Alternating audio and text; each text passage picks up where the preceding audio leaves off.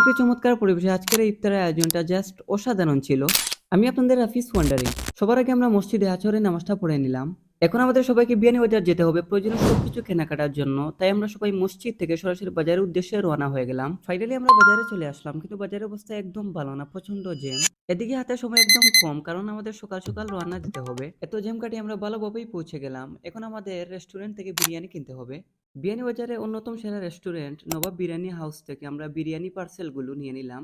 তারপর প্রয়োজনীয় টুকিটাকি আরো কিছু কেনাকাটা শেষ করে আমরা রওনা দিয়ে দিলাম।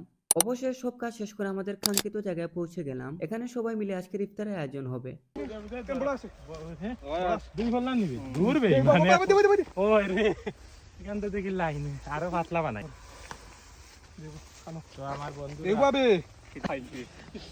তোমার তো কি পড়ে গেছে আসানি কই পড়ছে তোমার তো কি